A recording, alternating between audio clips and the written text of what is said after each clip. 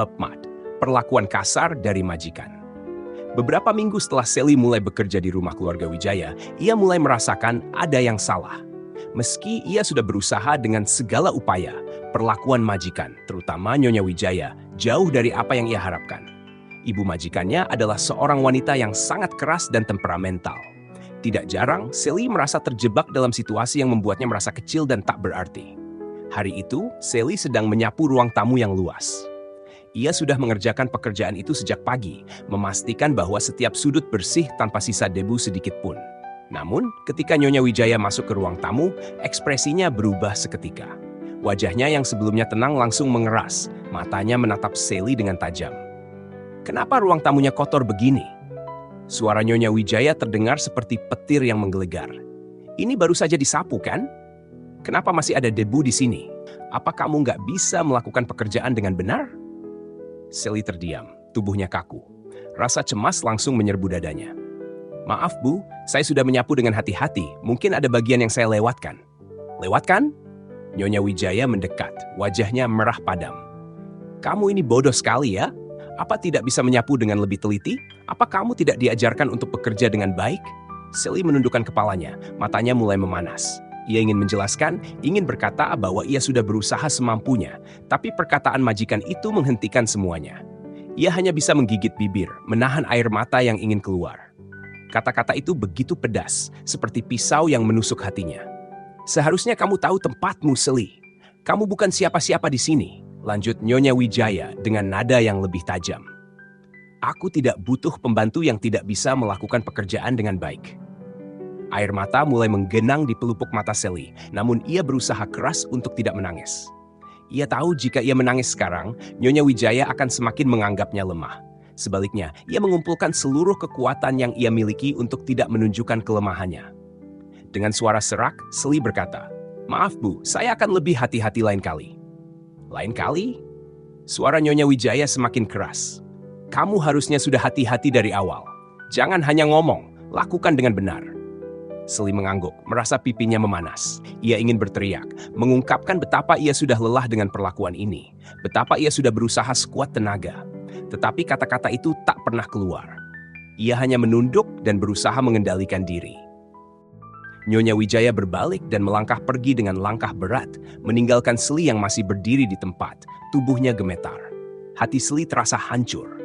Setiap kata yang keluar dari mulut Nyonya Wijaya seperti racun yang perlahan merusak kepercayaan dirinya.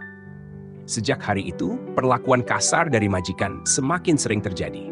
Sally tidak tahu apakah itu karena Nyonya Wijaya memang begitu, atau karena ia dianggap tak lebih dari seorang pembantu yang tidak memiliki nilai.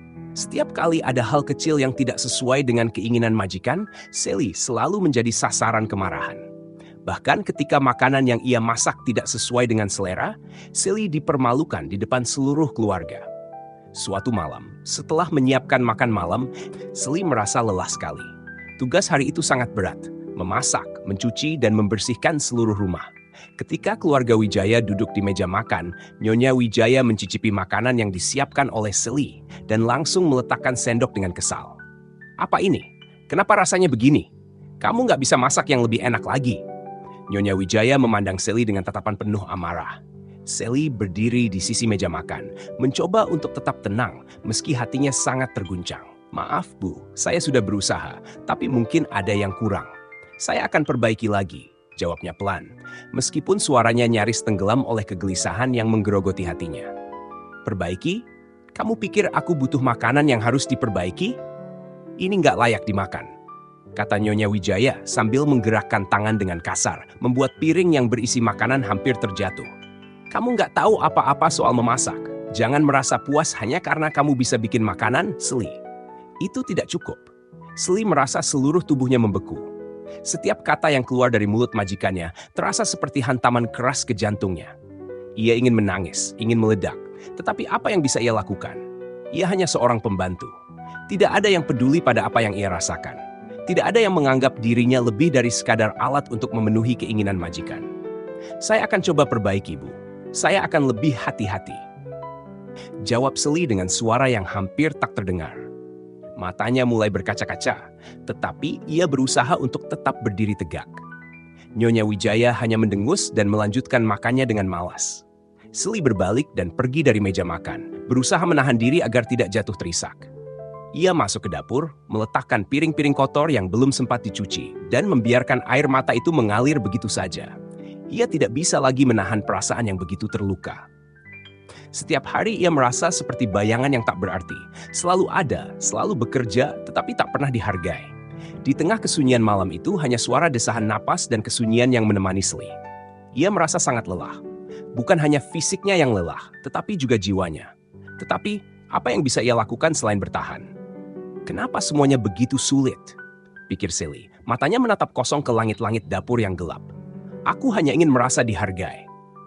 Namun, di dalam hati, ia tahu satu hal yang pasti. Ia harus bertahan untuk keluarga, untuk masa depan yang belum ia ketahui.